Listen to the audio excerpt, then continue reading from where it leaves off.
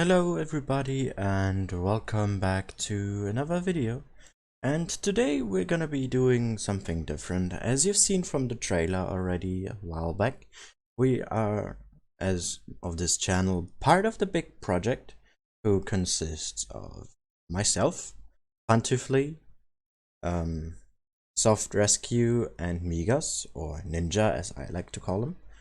And what our project is, to briefly explain it, is review every single T10 tech tree tank and a very short amount of time. Actually, it's one per week if I remember correctly. And today is my turn with the 57 Heavy.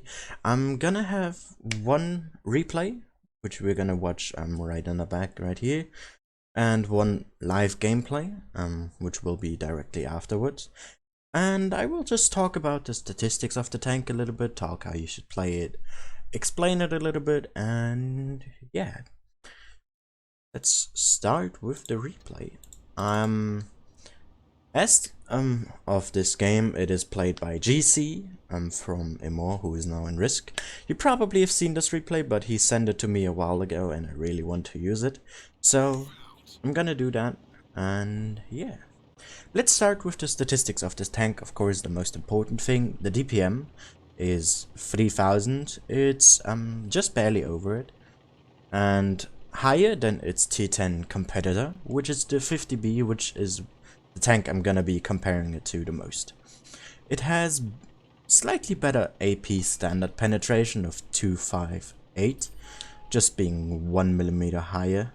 It has premium rounds that are heat with a pen of 340. Same goes for the premium rounds of the 50B, but that has APCR and not heat. Heat is good on long range because it's not losing penetration, meaning it is better on targets that have a good amount of armor but are quite a long way from you. The 50B would excel in that situation if the tank has less armor, because APCR has higher shell velocity than heat, as we can see right here. Heat doesn't lose penetration, so it's way better over distance. It has a little bit longer of a reload when both are using the vents, but it doesn't make too much of a difference for the 57 Heavy, because it has only 2.5 seconds between each shot, meaning it can unload its clip within 5 seconds of the first shot, of course. Whilst the 50B has to sit out for 6 seconds to shoot all, as it is 3 seconds, making up for the little longer reload. Both of course have a 120mm caliber, as suggests the 400 alpha damage. The 57 Heavy has way better aim time of 1.5 seconds, which is really good, though the accuracy lags a bit behind the 50B, but it's only marginal. It is a very slow tank, which you could have seen whilst he was moving to this position here, and also backwards just 10-12 kilometers.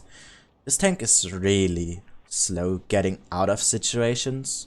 Meaning you have to be careful when exposing yourself so that you can get into cover as quickly as possible. Because the backwards, or the maximum backward speed, is only 12, which is, compared to a 50B's 15, really bad, and you can really feel it as well.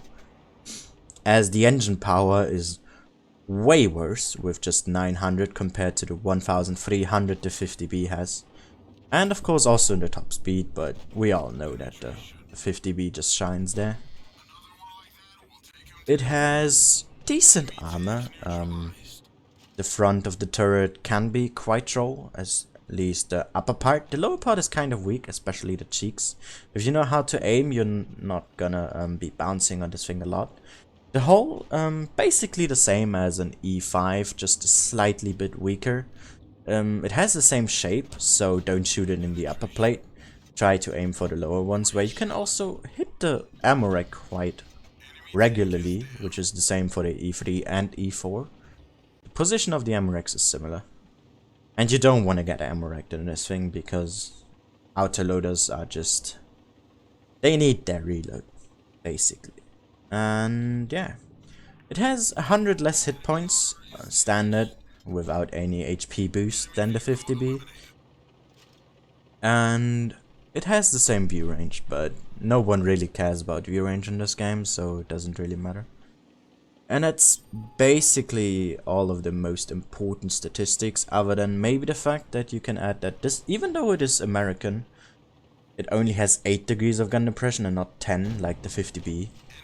So you really need to be careful in most situations. And that's a good way to end the statistics here, as GC has finished up his game. 7k damage, 6 kills. An amazing battle. He had some really nice shots. He used the tank to the fullest extent. He hit himself when he was on a reload. He didn't poke out too far so that he could pull backwards because of the reverse speed. You have to really look after that. He aimed his shots really well, only bouncing one entirely. And yeah, it was a great game overall, and to show you the potential of this tank a bit more, I'm gonna show you how I play it live. But before we do that, let's get into my loadout first, give you my thoughts on it.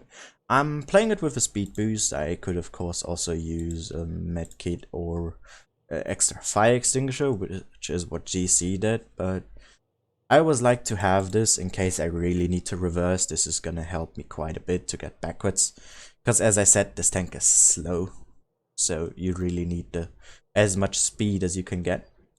Of course, double rig packet, that's kinda standard for most tanks. I'm running it with double cola and the better fuel, because yes, I'm gonna say it again, this tank is slow. You need every little bit you can get. Ammo loadout is kinda basic. I'm not taking too many HEs. You're gonna meet a grill here and there, but you never really need more than 3 to 4 maybe, even 5, but I like having it like this. And to the equipment, I'm taking the vents, defense system, because I'm not gonna be ramming with this tank.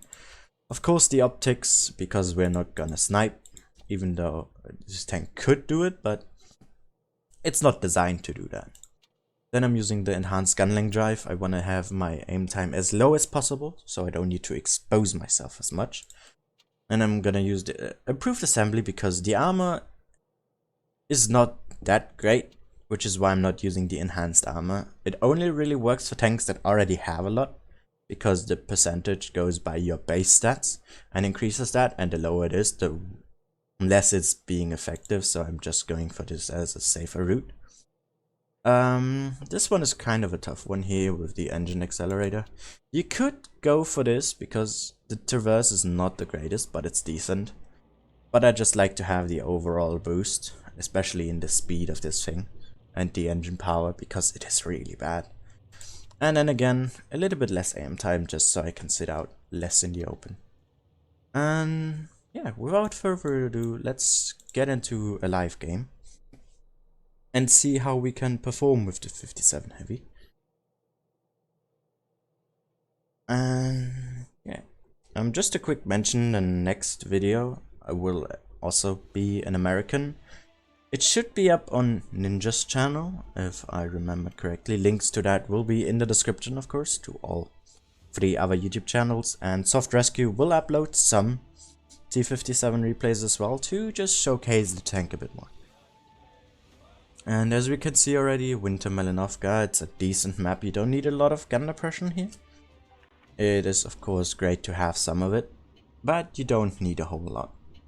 They have a grill and 2 TDs, so that's gonna be a bit dangerous, especially with 2 E100s as well. We're gonna need a little bit of heat. We shouldn't expose ourselves too much because they have a lot of high caliber guns, so we're gonna play it in the small town area here. Only have 1 Sheridan, so it's not really important to have this area under control, as we also only have 1. And let's see, we caught 1 off guard. Aimed it a bit too low there.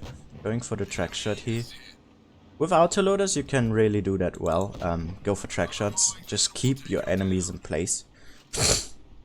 But it's a general thing that you should do, is just go for track shots. But with autoloaders it just works even better. because you can really have them sit still. You have 3 shots, usually people only have 2 repackets. So if you do it effectively, you can take them all 3. And there's the issue with the tank. I poked out too much, I was a bit too greedy, so I took 2 shots in the face. I'm gonna use the speed boost here to get rid of that Sheridan. Gonna try to cut his way off, as this is not too quick. I should take the shortest route for that. The Yak is not gonna move forward, so I better be as quick as I can. Getting the first shot in, my second, and the third. Unfortunately it bounced, but that was nothing I could have changed. We're taking another one from the E3 back there. That was my fault. For staying out in the open too long. Have to be careful here, work with my reload. I'm nearly done. Gonna auto aim and move out.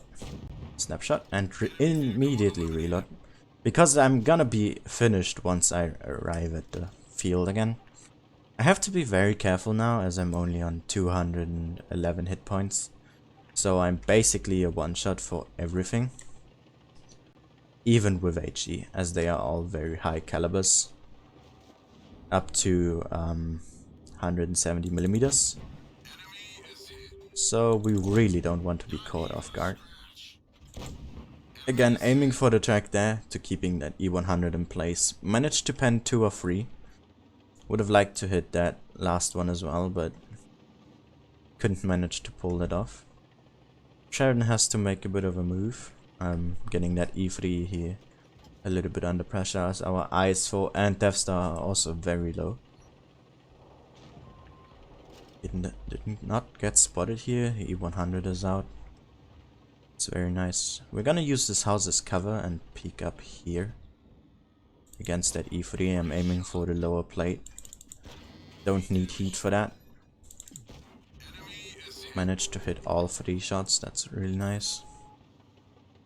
I'm a bit on my own here, so I better retreat.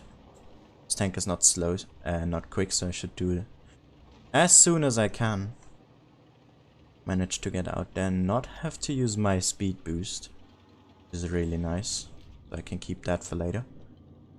Should retreat here before he finishes me off. Wanted to try going for a shot there, but it was a bit too risky, so I ended up having to pull back. Made me stay alive though, so that's really nice.